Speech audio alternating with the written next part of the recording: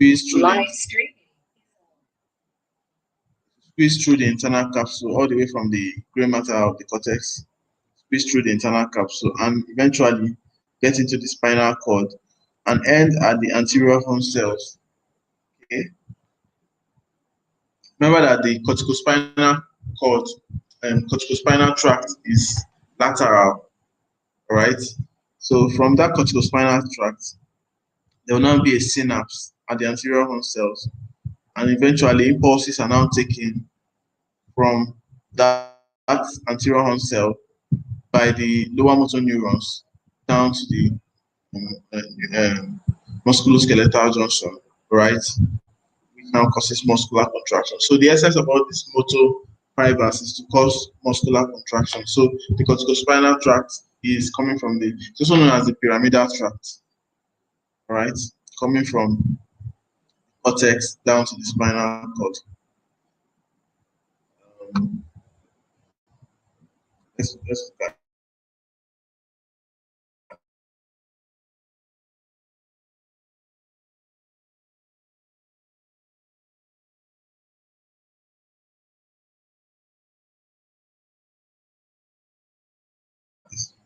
the of the brain.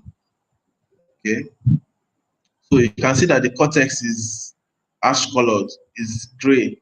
That's why it's called the gray matter. And usually in the brain, in the cerebrum, that the peripheries, all right, you can see the cortex.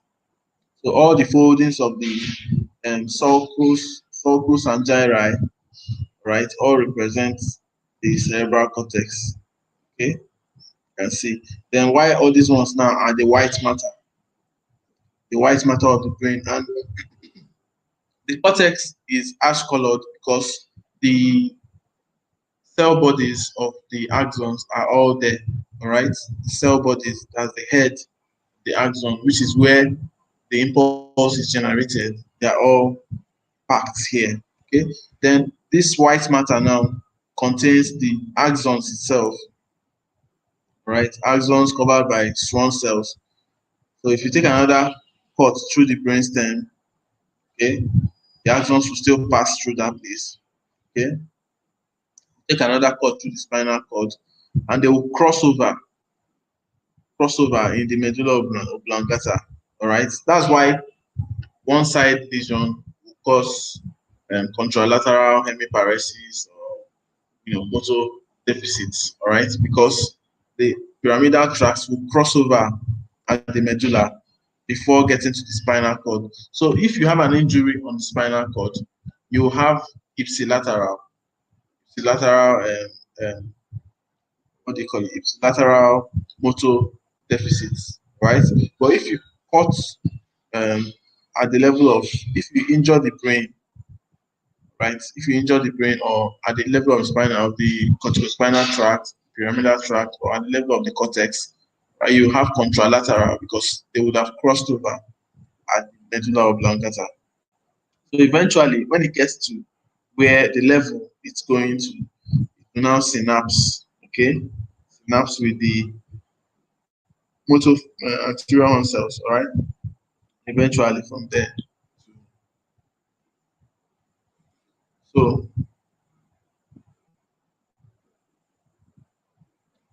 So the nerve fibers start in the cortex of the brain and end in the anterior horn cells of the spinal cord. The anterior horn cells are a group of nuclei, all right? Each part of the brain cortex is responsible for one part of the body, like we mentioned. There's something called the homunculus that shows different parts of the body and their representation in the brain. Okay, so if you have contralateral cortical ischemia, right, you have contralateral monoparesis, that's weakness of the hand. Cortical ischemia can also give you contralateral hemiparesis, that's both upper and lower limbs. Okay, injury to the brainstem, right, will cause contralateral hemiparesis. And there also the cranial nerves come out from the brainstem, except the first two, optic nerve and the olfactory nerve and optic nerve.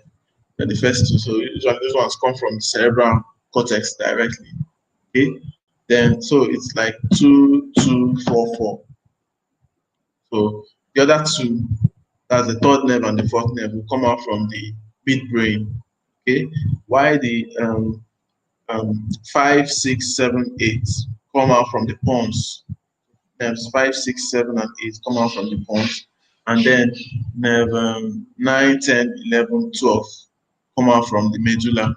Okay, so that's the presentation. So when there's an injury to the brainstem, you expect that cerebral cortex, the cranial nerves will be affected. And the one that is most commonly affected by most strokes, cortical strokes, is cranial nerve 7, right? Then there's also affection of cranial nerve 6. Then cervical spinal lesion, you expect that it will cause ipsilateral hemiparesis. Cervical spinal lesion can also cause quadriplegia or tetraplegia, right? Or tetraparesis, right? Which will affect all the 4 limbs. That's if it's bilateral. But if it's unilateral, it just cause ipsilateral. Remember that the corticospinal tract has already crossed over at the medulla. So when there's an injury at the level of the cervical spine, which is spinal cord, has already passed the medulla, the corticospinal tract has already crossed over. So now give it ipsilateral hemiparesis. Then ipsilateral monoparesis can affect one side, okay? So when there's complete section of the spinal cord, we call it paraplegia, all right? That's both lower limbs will be affected. If it's much lower, like at the lumbar area, there's injury to the lumbar area, all right, you can have paraplegia. That's why, for example, patients with CA prostate that have a growing mass on metastasis, the lumbar vertebral spine, okay, you tend to have paraparesis, and also TB, Post disease, right? So these are common causes apart from the other nerve disease, spinal artery, aneurysm, and all that. So upper motor neuron signs. So now, clinically, when you see a patient that has a stroke, or when you see a patient that has weakness, okay, limb weakness, you want to determine whether the limb weakness is coming from the upper motor or is coming from the lower motor. And like we mentioned, the upper motor is from the cortex all the way down to the anterior horn cells, all right? The axon that runs. So it's a very, very long axon running all the way from the cortex where the cell body is down, crosses over at the medulla, and then down, down, down to the level of the anterior horn cells of the spinal cord.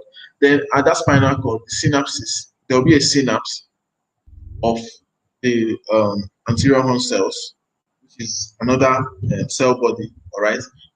Eventually coming out as a nerve root and then going to the neuromuscular junction. Okay, so from that level of the anterior horn cell down is known as lower motor neurons. And when there's an injury to a nerve, it will give you signs. If it's from the upper motor, it will give you some certain signs. If it's from the lower motor, it will give you some certain signs clinically, even before you do any radiological investigations. All right. So the upper motor neuron signs include hypertonia. You know, when you want to check for your motor examination, motor system examination, your CNS, you want to do tone, you want to do muscle bulk, all right? You want to check for placidity, you want to check for fasciculations, all right? Then you now do your tone, power, and reflexes, okay? Then before you start checking for sensations and all that. Part of what you do in the reflexes, you check for ankle clonus, check for plantar response, and all that. So in the upper motor neuron lesion, there will be hyper. Everything is hyper. There's hypertonia, okay, hyperreflexia, okay. Power, of course, is reduced in both upper and lower motor. So that's the common factor. Power is reduced, but there will be hypertonia, hyperreflexia. Plantar response will be extensor. Ankle clonus will be positive. You know, so these are some of the things that tell you that than upper motor neuron lesion. Then the opposite is the same. The opposite applies for lower motor neuron lesions, where you begin to have hypotonia, hyporeflexia, flexor plantar response. Okay. Then muscle wasting and fasciculations is a sign of lower motor neuron lesions. If you've ever seen a patient that has what do you call it, either Guillain-Barré syndrome or one of these poliomyelitis, all right, you'll notice that many of those Hausa kids that you see on the road begging that had polio, you will notice that the leg is shrunken, the muscles are gone, right? It's just like a long stick of bone just there. Okay, and the reason is because muscle wasting. Because upper motor neuron lesions, there's still a stimulation of the nerves, but in lower motor neuron lesions, there's no stimulation, there's no pathway from the nerve to the muscle, so there's no stimulation at all. So the muscle will atrophy. Okay? That's muscle wasting, and then there'll be fasciculations where it will be vibrating. Okay, so let's look at motor neuron disease as the next topic here. So motor neuron, what do you understand by motor neuron? There are two topics that attend to multiple sclerosis, right? They all affect the nerves, okay? But motor neuron means that it is motor, okay? It affects only the motor. So you notice that the patient has only motor affectation, but no sensory affectation. So it means sensory sensations will be intact, right? Let's look at motor neuron disease. So motor neuron disease is a neurological condition of unknown cause, unknown origin, and rarely present before 40 years, and various patterns um, um, of disease are recognized, including amyotrophic lateral sclerosis, progressive muscular atrophy, and bulbar palsy. Okay? There are a number of clues which point towards a diagnosis of motor neuron disease: fasciculation, absence of sensory signs or symptoms, right? The lower motor neuron signs in arms and upper motor neuron signs in the legs, right? Wasting of small hand muscles or tibialis anterior is common. So I think um, you covered this topic one certain time like that, or you did an assignment on the topic one certain time like that. Abby? All right. So I think you did justice to the work. It's also known as Lou Gehrig disease. Lou Gehrig disease. Loughrig disease. Okay. So by definition, it's a sporadic degenerative disease involving only the motor system. Terminology, age of onset is usually between 40 to 60 years, right? So, like we mentioned, it is motor neuron disease. So, it affects the motor neurons. So, motor will be affected, like when you do a nervous system examination, there will be motor affectation, but sensations will be intact. Sensations will be perfect. There will be no affectation of sensations, but the motor neurons will be affected. All right. Then, so you'll be getting a lot of you get both upper motor and lower motor neuron signs. I hope you guys can still hear me because it's saying your connection is lost. You have poor network. You're welcome, Dr. Sochi. I can see you. All right. So, can you guys still hear me? Can you hear me?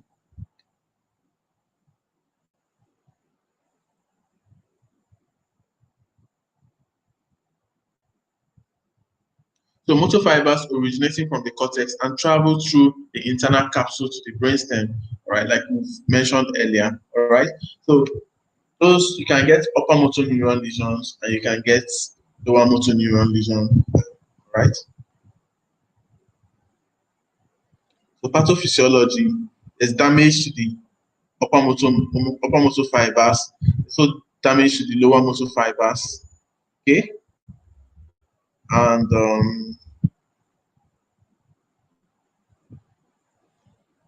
there's something nice about discussion here. as a rule of thumb, the first thing you see, you notice when you want to make a diagnosis of motor neuron is that patient is presenting with muscle weakness, difficulty with speaking, swallowing, breathing, movement, okay? And symptoms are usually progressive. So you see a patient between 40 to 60 years with these symptoms, and it's progressive, to suspect motor neuron disease. All right. Now you have the second thing that you have to look out for is that sensation is preserved.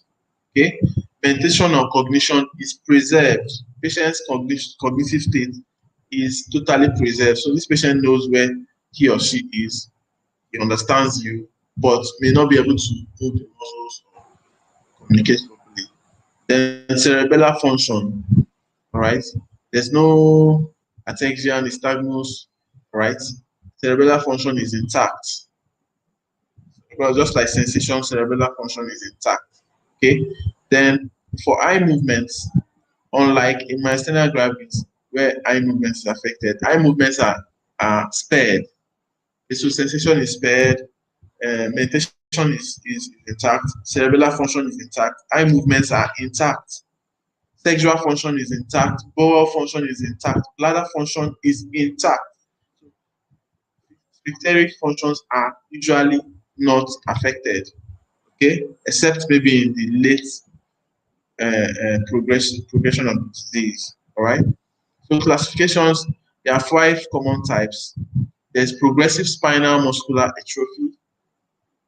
There's primary lateral sclerosis. There's amyotrophic lateral sclerosis, which I think is the most common one. Commonest, yes. 50% of cases they have amyotrophic lateral sclerosis. All right. It's the commonest. Then there's pseudobulbar palsy. And there's bulbar palsy. Okay, so the bulbar palsy is like upper motor neuron lesion of cranial nerves, and bulbar palsy is lower motor neuron lesion of cranial nerves. And it's a whole new, it's a whole topic on its own to try to differentiate upper motor neuron lesion and lower motor neuron lesion. All right. So remember that the 5 common types: progressive spinal muscular atrophy. So that one affects only the lower motor neurons. Remember, anything that affects the spinal cord, remember, it's progressive spinal muscular atrophy. So just lower motor neuron lesion. So it affects the distal before the proximal, and it has the best prognosis. And it's not the most common. Okay, the most common is amyotrophic lateral sclerosis. It has both upper motor neuron lesion of the cord and lower motor neuron lesion. All right.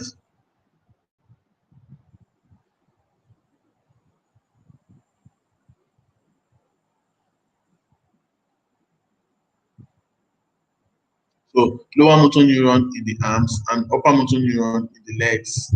That's what gives it away. So it's a mixture of both upper and lower motor neuron lesion. Then in primary lateral sclerosis, you have only upper motor neuron lesion. Okay. In pseudobulbar palsy is upper motor neuron lesion of cranial nerves. Then the complications. What usually kills the patient is aspiration pneumonitis because of muscle respiratory failure.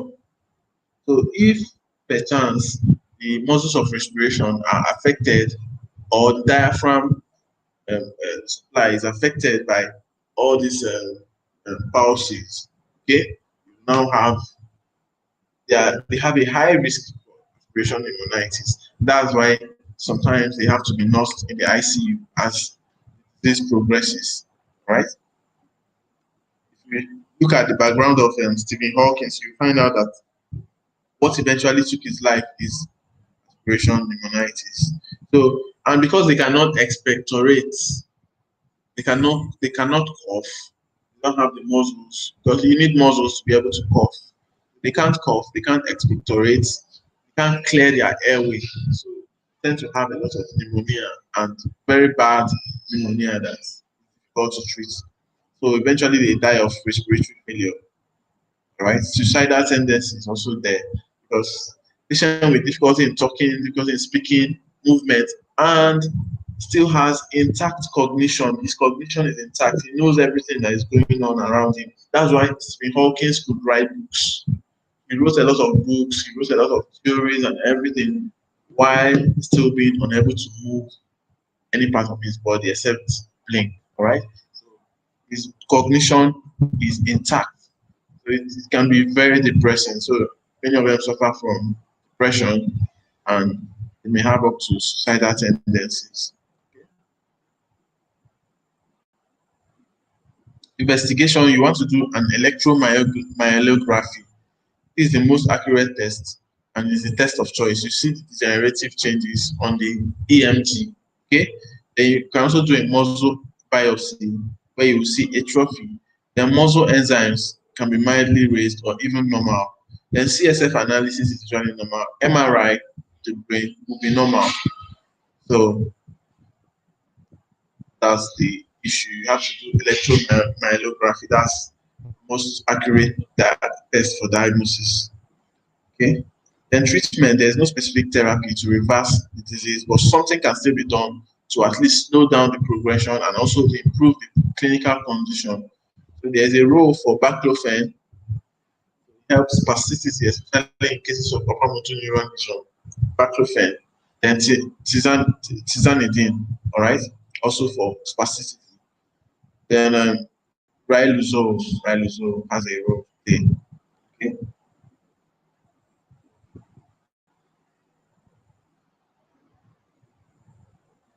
So see all the things I mentioned. There are things that you expect to be there, but they are not there.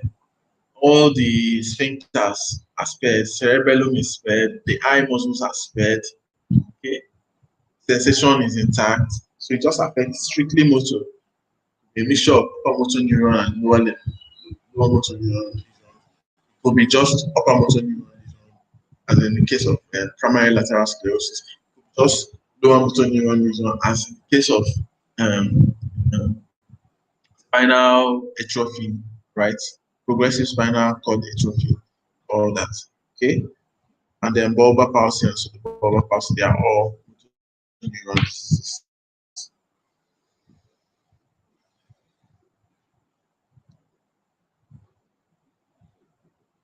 50% of patients have myotropic lateral sclerosis. I've always explained.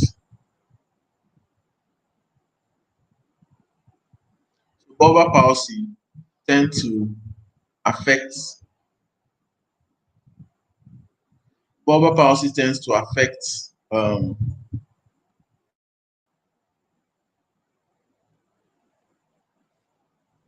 muscles of mastication. All right. Remember, bulb. We are talking about the bulb. We are actually talking about the what do you call it? The brain stem. All right. The bulbar palsy. So bulbar palsy is lower motor neuron lesion of the cranial nerves. So it affects usually cranial nerve 9, 10, 11, 12. Okay. Remember that I told you that cranial nerve 9, 10, 11, 12 are all products of the medulla oblongata, right? So it means that the bulbar palsy is actually a lesion of the medulla oblongata, the lower motor neuron lesion of the medulla oblongata, okay, of the cranial nerves arising from the medulla oblongata. So in that case, you have lower motor neuron lesions of muscles of mastication, muscles of swallowing, and muscles of talking, muscles of speech. So you now be having speech is quiet. Is it Donald Duck speech? Donald Duck, nasal speech that you have with bulbar palsy. Then muscle fasciculations, tongue fasciculations. Remember, there's nerve 12. So just be thinking of all the nerves. Nerve 9 and nerve 10 are involved with the larynx and pharynx. Those muscles around there that help with speech and swallowing. So just be thinking of all these cranial nerves that are affected. Then nerve 11 is this what's nerve 11 maybe? All right. So then nerve 12 is hypoglossal nerve. So there will be wasting of the tongue fasciculations and all that. So just think of each of the muscles and what they cater for, and you'll be able to think about it. All right. So jaw jerk is normal or absent, and speech is quiet, and there's Donald Duck speech. Then you have to differentiate it from pseudobulbar palsy. So pseudobulbar palsy is actually an upper motor neuron lesion of the cranial nerves. Okay, it's pseudobulbar. Okay, it's upper motor neuron. So in this case, there will be increased jaw jerk. There will be unprovoked furrow. That's labile mood. Okay, and mood incongruence. Right? Emotional lability. Yeah, emotional lability is the word. So in addition to the upper motor neuron affecting muscles of the tongue, the muscles of chewing, muscles of swallowing, facial muscles, okay, there will be increased jaw jerk. There will be labile mood. I think this labile mood actually gives away to the bulbar palsy because that's what you can really see that will help to clinch it for you. If not, you may still be confused between bulbar palsy. They may have similar signs, apart from the upper motor neuron, obviously, but the mood, emotional lability, okay, and mood incongruence, increased jaw jerk. And remember that in bulbar palsy, you can also have jaw jerk that may be normal or absent. Okay. In motor neuron disease, there's no sensory loss, only motor loss, no sphincteric disturbances, eye muscles are not affected, symptoms are usually progressive, and sensation is intact. Okay, so let's move on to Bell's palsy. Bell's palsy is actually a lower motor neuron lesion of the facial nerve. Lower motor neuron lesion of the facial nerve. So when you see a patient with facial nerve palsy, you want to determine, is this like a patient with facial weakness, be one side, facial deviation to one side? You want to ask yourself, is this an upper motor neuron lesion or a lower motor neuron lesion? And the rule of thumb is that upper spares upper. So upper motor neuron lesions will spare the forehead. Okay, so the forehead will be intact. All right. So let's look at Bell's palsy. Bell's palsy may be defined as an acute, thank you, an acute unilateral idiopathic facial nerve paralysis. I would also like to add an acute unilateral idiopathic lower motor neuron facial nerve palsy. Okay? It follows upper respiratory tract infection, usually herpes simplex, and also found in pregnant patients. All right. So features: the lower motor neuron facial nerve palsy. Forehead is affected. Remember, it is the upper motor neuron that spares the forehead. So upper spares upper, but lower affects upper. So patients may also notice post-auricular pain, may precede paralysis, altered taste, dry eyes, hyperacusis. All these are features of facial nerve palsy, right? Facial nerve lies this muscle that has this levator palpebrae superioris, all right, that helps to elevate the eyelids. So if facial nerve is affected, the eyelids will be drooping. So you have that drooping eyelids, ptosis, the affected eyes, and there's this kind of vigil that they have even when they are sleeping. Right? It looks as if the eye on that particular affected side is open. Okay, so they will tend to have dry eyes because of that. So you need to give them hypo tears to augment that. Then, of course, facial nerve also supplies the anterior two thirds of the tongue.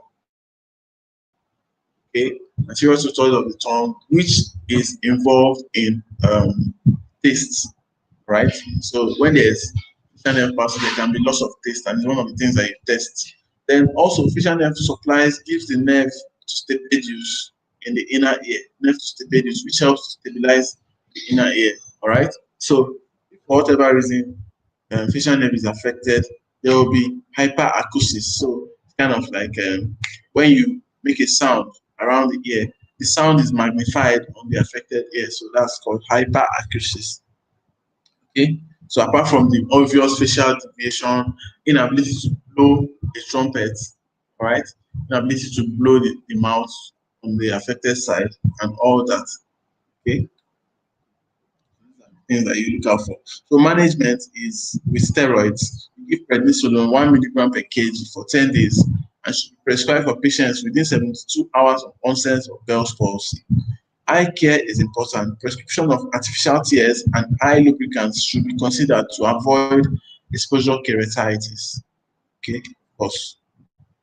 And prognosis, if untreated, around 15,000 patients have permanent, moderate to severe weakness on the face, right? So you have to treat it quickly to avoid further damage to the face. So the next time we come, we are going to be looking at the sensory system and see, we can look at the diagrams, brain sensations, and all that, nerves, my sensory system. And we know that there are two major pathways, there are two major tracts that cater to the sensory system, which is the spinal thalamic tract, usually anterolaterally placed, and the dorsal column medial lemniscus, posteriorly placed spinal cord. So the next time we come look at this sensory pathways, and remember that sensory pathways, unlike motor, that is efferent, that's living from the brain to the muscles. Sensory is afferent, which means it's going from the senses, from the skin, all right, and the other senses back to the brain and the spinal cord. Okay, so it is afferent, right? So that is where we'll close discussion for today, right? Do you have any questions, Dr. Noya?